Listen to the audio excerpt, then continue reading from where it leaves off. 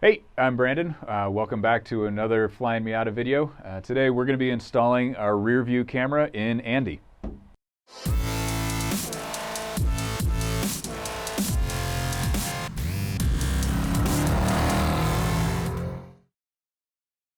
Here's the box. Camera's in here. We'll see what kind of parts we have. Okay, so this is the camera itself with a harness on the end of it. This is the jumper harness that goes in behind the screen. It plugs in place. And then this is just a long harness that runs towards the back of the car. Hooks up with this guy. This is our hole saw. So we do provide a hole saw so you can get the exact right size in there. So there you go. Pretty basic, but the size you need. And then we also have some double-sided foam tape here for the base of the camera. So we can pop the center of that out, excuse me, and then that's going to be the base for the camera. So I want to go over all the tools that you'll need to do this job. Not too many really, it's pretty straightforward. We've got some long needle nose pliers. That's for fishing the cable through. If you have an actual fish tape or coat hanger or something like that, that could be helpful as well. You'll need a 10mm socket with a ratchet extension as well. I've got a small flat blade screwdriver for some prying. Just a second one because options are always nice. Electrical tape for tidying things up. I've got a tape measure so that we can determine exactly where the center, exactly where we want to locate the camera. Sharpie to mark that. I've got tape as well, so I'm not scribbling on the car and so that I'm protecting the paint when I drill a hole. Flashlight, because eyeballs need that usually. Safety glasses, safety first. This is the hole saw that comes in the kit that we just saw, so you need that guy. And you also need a kind of bigger drill bit. This one's a 37/64. It's really the biggest one that you can find that's kind of reasonable to make some clearance for wires through the foam and the bumper. And then a drill. And that's it. With these tools, we can get this kit installed pretty quickly. First tool we're going to use is our 10mm. We're going to go disconnect the battery. It is very important that you disconnect the battery, partially just for safety so you don't short anything accidentally, but the camera needs to have the battery reset in order to actually function, or the computer does. So if you don't disconnect the battery, you install a camera, it's never going to work until you disconnect the battery and reconnect it. So we're just going to go ahead and disconnect it to start off with.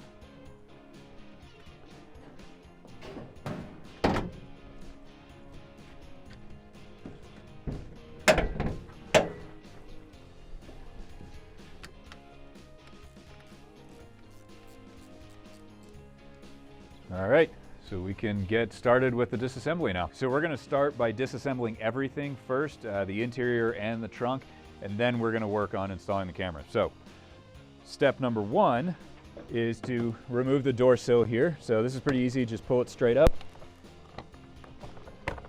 And there is a hook on the front here, so you do want to kind of pull it up from the outside and pivot like that. You got a little hook right there. We're going to pull up this weather stripping here. It just peels off like that. There is a plastic fastener right here. We're going to pull that out. I'll show you how that works in a sec here. So this is just like the fasteners used all throughout the car. There's a centerpiece. You want to pull that up just maybe 1/4 inch like that, and then you can pull the whole thing out. Super easy as long as you know how it works. So this guy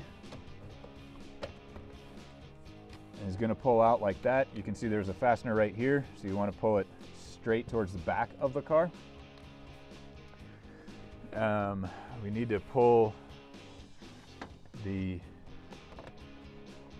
guy off, so it's going to go straight in that direction, just like that. A little dramatic because it's got a metal clip in there, but no big deal. So I'm going to unplug the tweeter now. It's a little bit of a bear to do. You can just kind of lay your A-pillar up here if you want.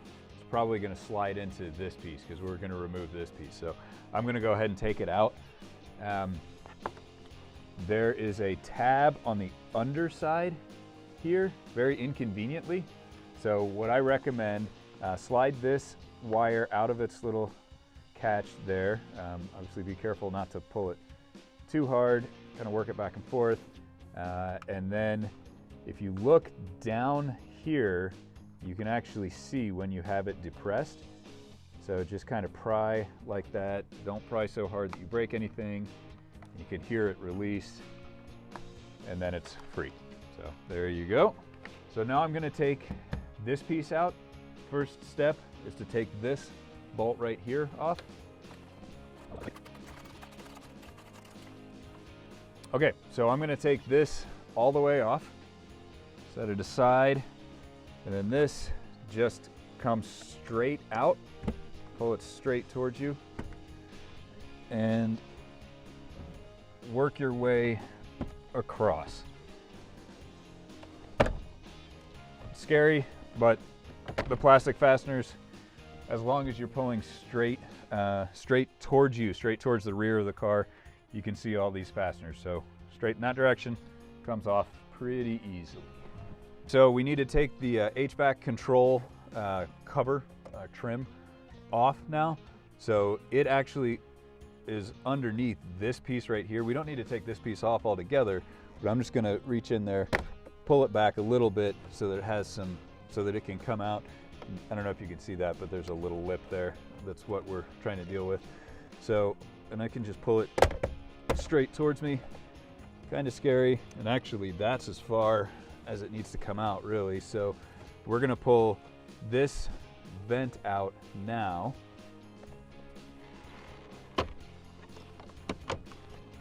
And you can see these white clips are where it's attached. And again, pull everything straight towards you and you're good to go. We'll take that plug out so that we don't have to worry about that. So now we need to take the gauge cluster out. And we're gonna pull the hood off now. The gauge cluster hood, the vent comes with it. So you can kind of grab back there, again, pull straight towards you, and it'll pop off like that. And you can kind of work your hands around and just pull the whole thing off. We do have one plug in there. So the hood is loose now, but we've got this one connector right here. There's a tab on the very back of it. It's kind of hard to tell which one you push down, but the tab on the very back, you push down and it slips right out. So this comes out. To show you what I was talking about, this piece right here is what you want to push down on to release it. Well, the last piece out of the dash anyway is the screen itself. So 10 millimeter bolt down here. And then just with everything else, pull straight forward, firm, and there you go. For right now, I want to get this out of my way altogether. So we'll just remove everything, tabs on everything. These are a little bit easier than some of the other ones, and they're a little more obvious what's it. So there you go, we've got that loose now. Okay, so we need to run the wires, we need to make a path for the wires. That's really what we've been doing this whole time. So these pieces need to come off so that we can run the wire back towards the trunk. So I'm going to loop the seat belt out there, move this. It's not real critical, but just make our lives a little bit easier. We've got another one of those plastic fasteners right here. They are really good at cutting the area underneath your fingernails if you're a little aggressive with it. So if the center just comes out altogether, that's fine. No big deal. As long as you take the center out first, you're good to go. Got the center out, and I'm just gonna, since the center is out, I don't actually need to take that fastener out. I just need to pull the whole piece out. Okay, just like that. Make sure this doesn't rock it out. Pop it out from right there, and then weave the seatbelt out. You don't have to take it out, but I find that it's way more trouble to work around things than it is to just remove them entirely in the first place. So this guy is next. You can see we've got 2 more fasteners here. So pop those guys out. And then pull straight towards us. There's one more metal clip hiding underneath there. So we're going to move on to the trunk now. Same type of fasteners that we've seen in the front. Like I mentioned, they're kind of everywhere.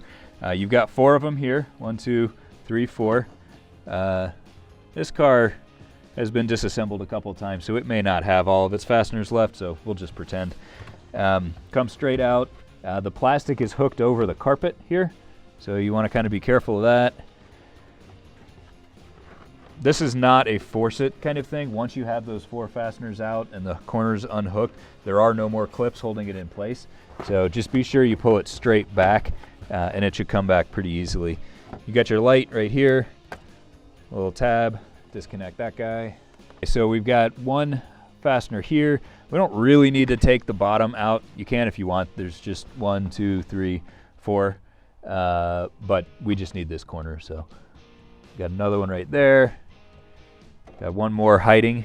This was behind that plastic rear panel. At that, and it just comes right out. No big deal. Now that we have it all disassembled, we're going to run the wiring harness. Again, this is the jumper harness, so it just plugs into this plug right here from the back of the screen, the infotainment center.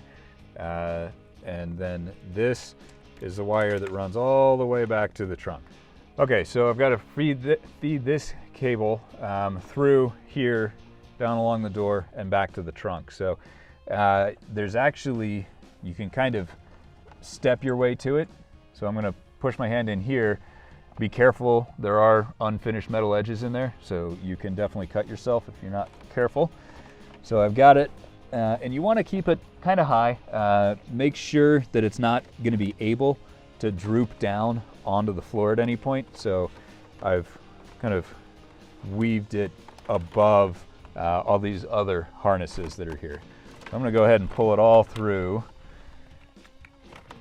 Again, I plugged it in first here so that I can't accidentally pull the whole thing through. That's really not very likely, honestly, but still, it would be annoying. All right. And then, again, just kind of weave it where it makes sense, but weave it so that, you know, you're not trying to get it really tangled up in there, but you also want to make sure that it's not going to just fall out at some point. So might be slight overkill here, but I don't want it to get caught in anything. I don't want it to drop down where somebody can kick it. I want to keep it fairly safe and protected. So we'll go ahead and put it through this plastic channel here as well. And it should just feed right through there. And you can sometimes get a little twist that'll keep you from being able to pull it through. Right. This part is a little weird. Basically, you just need to push it through. This is another place where you may very well want to put, kind of grab a coat hanger, electrical tape around this so that you have a little bit more structure to shove it through. I'm going to try it without that. That might be a bad decision. Bring it in on the left side of this big harness here, and you can kind of feed your hand in there and just feed it as far as you can, and try to kind of guess as to when it runs into something and just starts coiling up. I'm gonna guess that that's happening to me right now. So let's leave that and go to the trunk and see if we can find it. The cord is gonna be pretty hard to see. It's impossible to see on the camera, but it's there. I can see it with my naked eye. And a flashlight. So it's in there. I'm just going to use a pair of long needle nose to try to grab it and pull it through that way. When you do that, be absolutely sure that you're not damaging the wire at all. Okay, so got it. That was obviously a little bit of a headache. Not terrible, but kind of annoying. The clothes hanger trick may very well have been the easier thing there. So regardless, I got it through now. So again, kind of weave it behind some stuff just to make sure that it's not going to go out and get tangled anywhere. So I'm going to pull everything through. I'm not going to force it. So it's kind of stopped there. Let's see what it looks like. Yeah, so that's pretty good there. I don't really want any more than that. Now is the scary part. We get to poke holes in our bumper, or bumper cover anyway. So I'm going to pull both of the license plate lights out. It's kind of overkill. You need one to fish wires. The other one you don't really need quite as much, but I'm going to be a little anal as far as locating it to get it perfectly centered. So getting them both out will let me do that. So you can see there's a little lip there. You just kind of get your screwdriver on that, flex that tab back, pull one side out, the other side comes out really easily. And then we can quarter turn and get these guys out. We can just kind of, those aren't going to go anywhere, so we can just tuck them out of the way for now. They don't give you much wire to work with there though. So I'm going to scribble on the bumper. So I don't want to scribble directly on the bumper. I'm going to use tape. That also kind of protects the finish a little bit as well.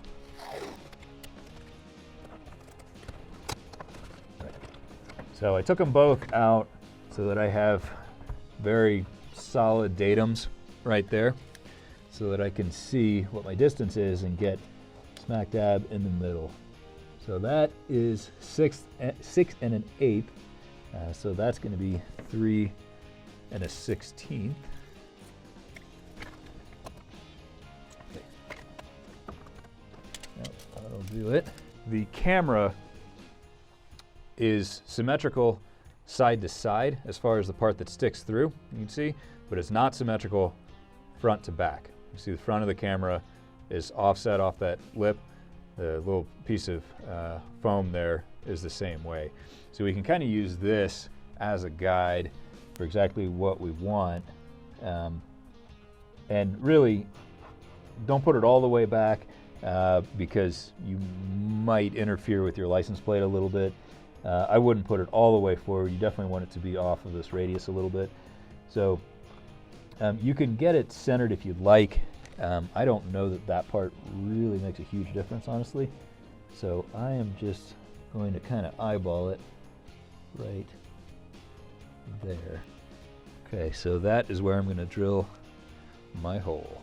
Okay, safety glasses. Safety first. Line up your center drill right there and go to town. Okay, we've got our hole. So we can pull our tape off. There we go, just like Mazda did it. Okay, so there is the foam impact bumper immediately above that, so we don't have room for the body of the camera. So I'm going to pull the plug of plastic out of here and then drill through that foam as much as I can.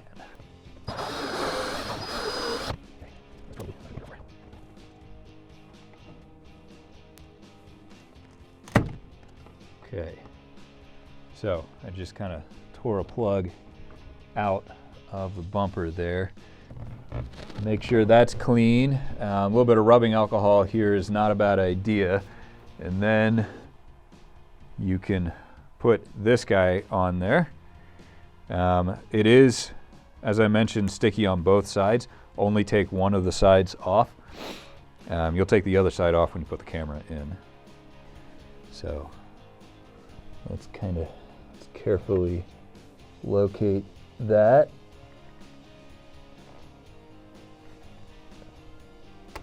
Oops. I'll try to get it square. It doesn't make a huge difference, but a little bit nicer if it's square for sure. So we've drilled out the foam. We've got clearance for the body of our camera. but we need to be able to run the cord and this nut through that foam. That can be a bit of a bear. I'm going to drill a hole through it. You can try to auger it out with this thing the whole way. Since it's a hole saw, that can be a little complicated. I'm going to use this drill bit. This is a 37/64 because it's what we had around basically, but the short version is the biggest drill bit you can find, and it might be a little bit of a trial and error to get enough clearance to get it through. So I'm going to, let me put my safety glasses on, even though there's basically no chance of anything hitting me. Okay, and then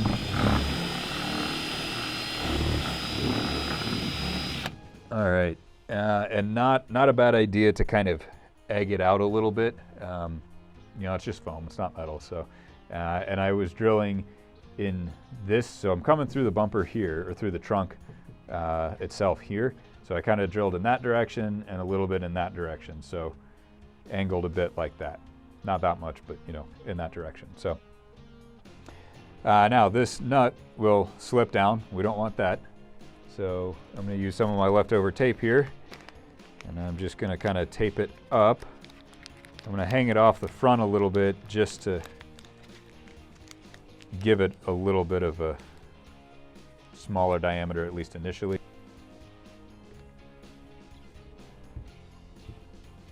Okay, and I can tell that I'm through. Now, you may be able to reach through this to find the wire. You may have to kind of bend it over a little bit so that it'll head in that direction, theoretically. But this is going to be an exercise in patience to try to grab it. In the trunk, the best way to pull it through and the best access is going to be this big rubber grommet right here. So it just pulls right off. That's pretty easy. So now we need to try to feed it up to ourselves. Unfortunately, you can reach reasonably well there. Okay. Okay.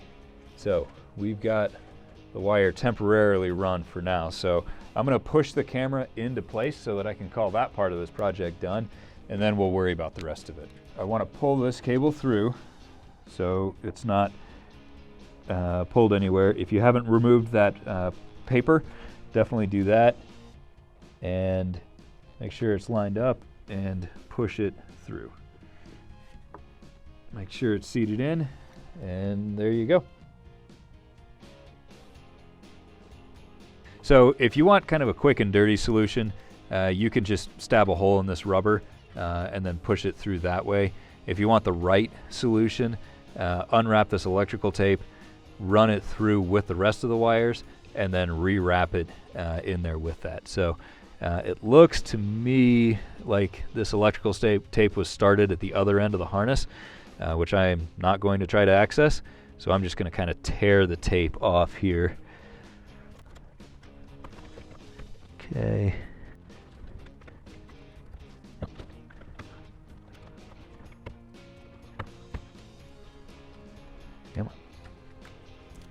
Okay, so let's see. It's not obviously designed for all of this, so just kind of have to squeeze it through. I'm going to make this a little easier for myself here.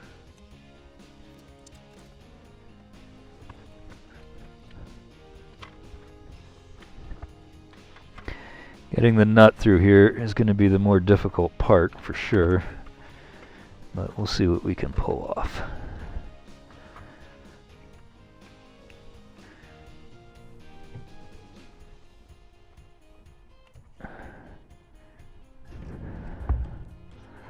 Okay, that was a pretty big pain, quite frankly. So best tactic there is to just stretch it basically as far as you can. If you've got an extra set of hands, that'll help a lot, and then force it through. You can see obviously it's possible, but also obviously it's a bit of a headache. So, but it's through now. So, I will pull this grommet back down into place.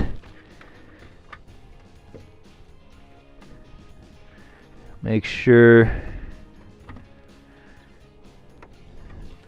that you've got enough slack to get this guy plugged in. Pull a little more out of there. Okay, and that should be good. Wrap some electrical tape around here just to seal it up. Make sure no water gets in, moisture, that kind of thing. Just like Mazda had it in the first place. Probably not going to be the prettiest job, given that we don't have a ton of room in here, but as long as it's sealed up, we'll be good. Okay, there we go. And then to put this back in place, just push it back into the hole. There's a little lip, and it pops in pretty easily, just like that. So, obviously we've got quite a bit of extra wire. We will tie all that up. For now, I want to make sure it works. So before we go too much farther, let's plug everything in, just temporarily, and make sure the camera works. So you can see there's a notch right there, and there's a groove down inside of that. So just like that. If you don't get it the first time, just kind of rotate it gently and push on it just a little bit until it slots back down into place. We're going to grab our screen, and only our screen for right now.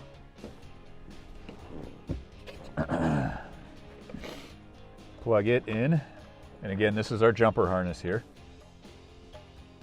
Oop, that's upside down. Okay,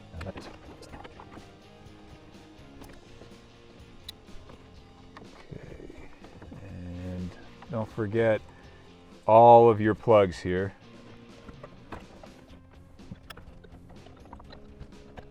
Okay, so that's all plugged in. Obviously that is not a permanent install, but I'm just going to set it there because again, we just want to make sure it works before we put everything in. So let me reconnect the battery. This does have to happen in order to reset the ECU so that it knows that it has a reverse camera. I will actually tighten that once we're completely done. Okay, so I'm going to push the start button twice without my foot on the clutch. That way it won't start. We'll let it boot up here. Okay, yes, I agree to not kill myself. And we'll put it in reverse. And there you go. Our reverse camera is working perfectly. So now we can finish up the install and basically just reassemble everything. So now that we've proven that the camera works, our wiring is good and everything, we're going to go ahead and permanently install this. The jumper cable adds a bit of bulk to the back there, so you want to be careful with kind of where it ends up. There is a bit of space, kind of a void down here. That's a good place for it. Another thing that threw me for a loop the first time, there's a little rubber tab right here, and it's kind of hard to see, but it goes into that piece right there. So that's what you kind of want to make sure to get lined up initially. That's going to be potentially your biggest battle, certainly your biggest battle if you don't know it's there. So just kind of hold it down. Yeah, there we go.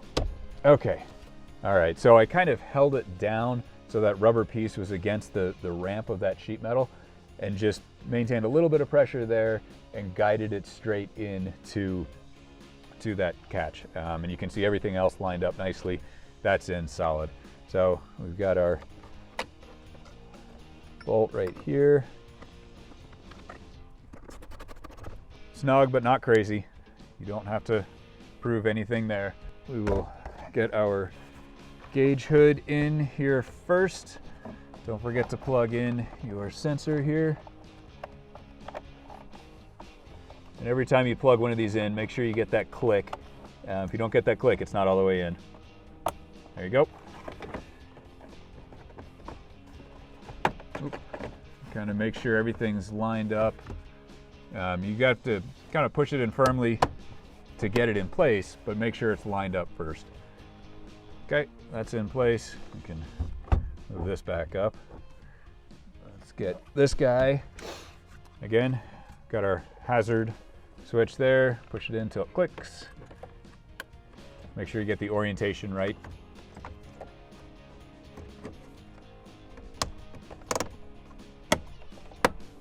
Okay, oh, and yep, that's it. And then this guy, which never really came all the way out, we'll push him back in place.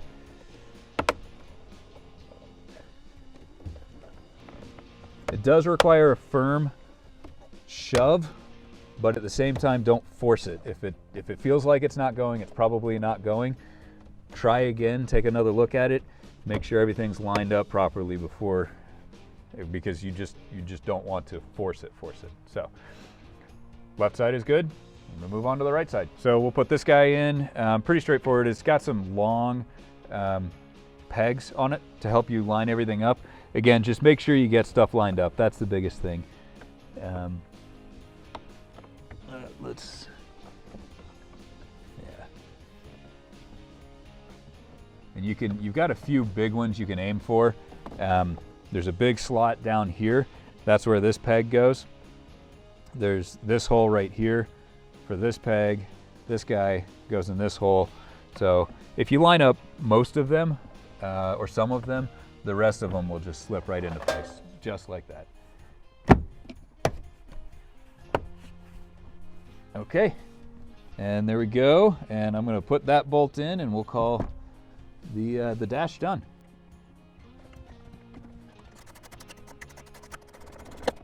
Okay, we'll put our panel in right here.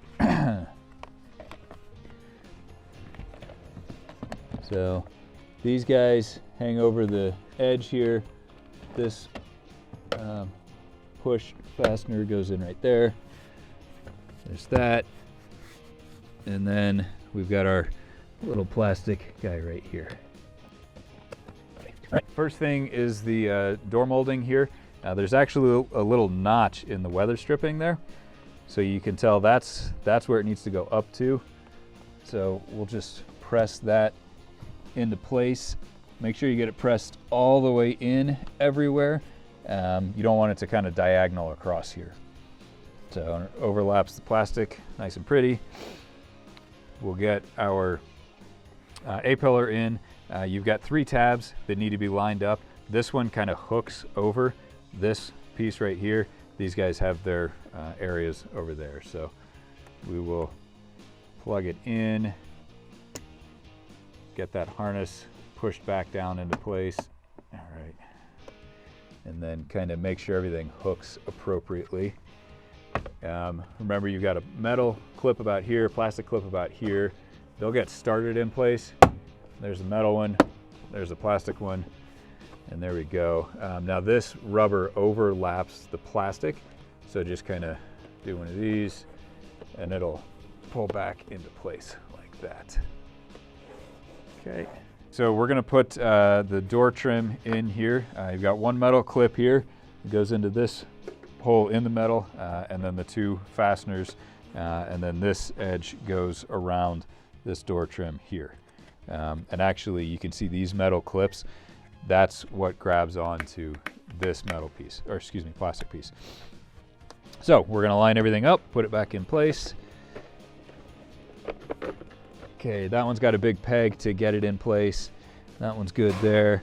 We're gonna make sure that these are lined up. Give them a good smack. All right, and then we've got our 2 fasteners here.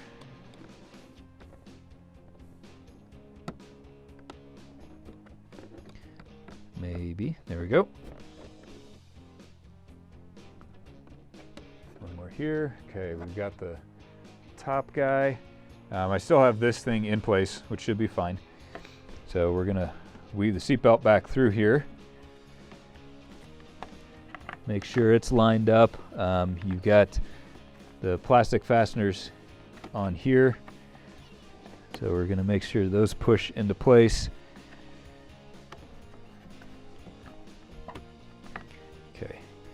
And as always, don't force anything. If it's not going, there's probably a reason. Investigate and make sure. Okay. All right, so that's in place. Last piece for the interior is the door sill. This horizontal surface goes out on the door sill itself. We've got these tabs that go into those slots, and then we've got a little hook on the front here. So we'll get all that lined up. My cable's still in a good shape, good position. I'm still happy with that. All right, so that clicked in, and then we'll get those lined up. There we go. Okay, and that is, oh, hang on. Let's put our seatbelt back in place. Okay, and now we are done with the interior. We're just gonna kind of run the wire over here. As I mentioned, we have a lot of extra wire, and it's not something that can be trimmed down. So if you really know what you're doing, go for it, but if you don't. There's tiny, tiny wires in there. So I'm going to just tape this group of wires, bundle of wires, right here, just to kind of hold it in place. Zip ties will work fine, but I have tape handy, and it will also work fine. So.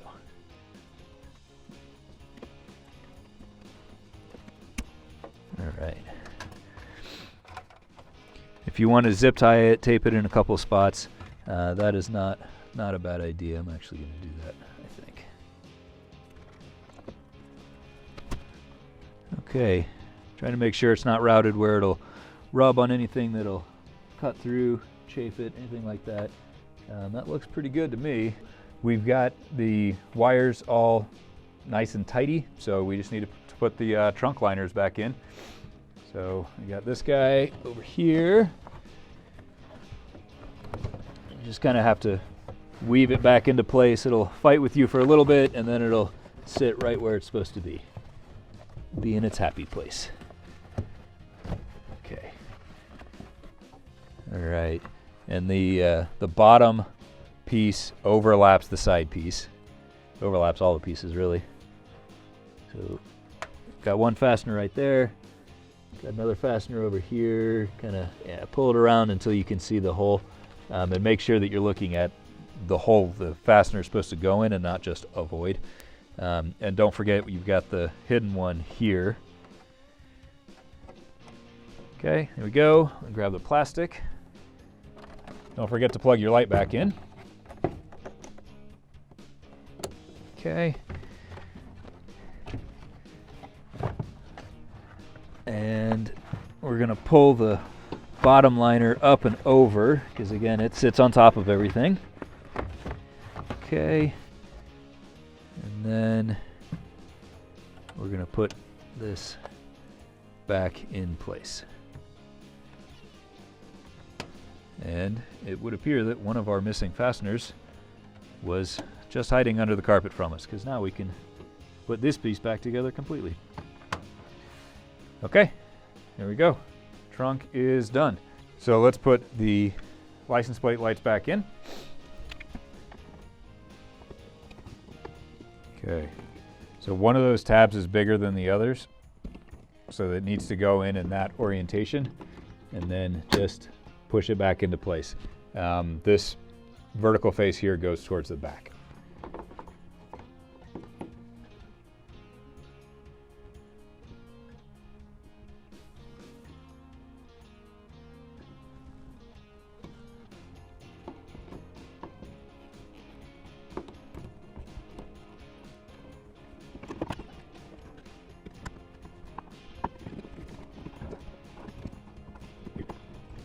Go.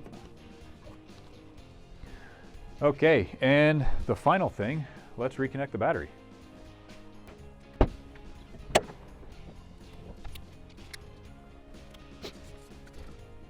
Okay, always be very careful when you're doing that. Leave the cover over your positive terminal so you don't short circuit anything, or life will get really entertaining in a hurry. Okay, so that's the install of the camera. I hope you guys enjoyed it. If you have any questions or comments, please call us, email us, leave them in the comments. hit us up on social media and stay tuned for our next video. We'll see you next time.